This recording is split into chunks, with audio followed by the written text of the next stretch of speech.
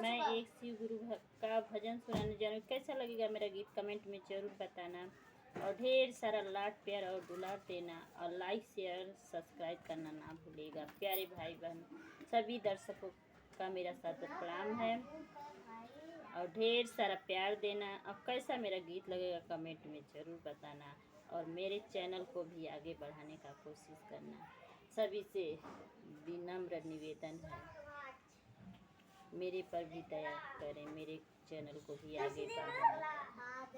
ये सबसे बड़ी है, छोटे चर्चा में चले आना हमारे गुरु, चर्चा में चले आना हमारे गुरु, चर्चा में चले आना हमारे गुरु, आके दया बरसाना हमारे गुरु, चर्चा में चले आना हमारे गुरु, आके दया बरसाना हमारे गुरु।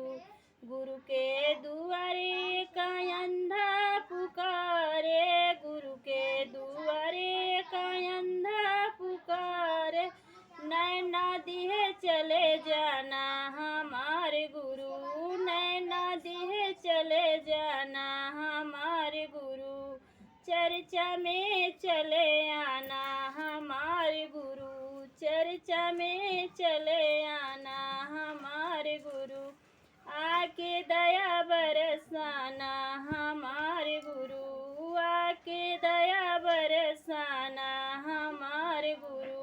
गुरु के दुआरे एक लंगड़ा पुकारे, गुरु के दुआरे एक लंगड़ा पुकारे, पैरा दिए चले जाना हमारे गुरु, चर्चा में चले आना हमारे गुरु, चर्चा में चले आना हमारे गुरु, आके दया बरसाना हमारे गुरु। गुरु के दुआरे एक निर्धन पुकारे, गुरु के दुआरे एक निर्धन पुकारे, धन्यवाद दिए चले जाना हमारे गुरु, धन्यवाद दिए चले जाना हमारे गुरु, चर्चा में चले आना हमारे गुरु, चर्चा में चले आना हमारे गुरु, आके दया बरसाना हमारे गुरु, आके दया बरसाना हमारे गुरु।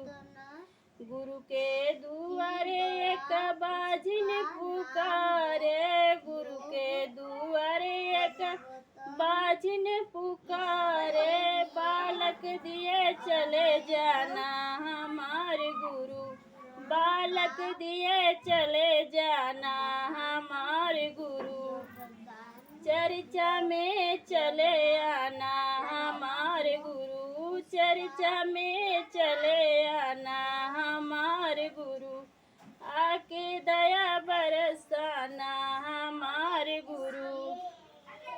गुरु के दुआरे एक कन्या पुकारे, बरवा दिए चले जाना हमारे गुरु, चर्चा में चले आना हमारे गुरु, चर्चा में चले आना हमारे गुरु, आके दया बरसाना हमारे गुरु।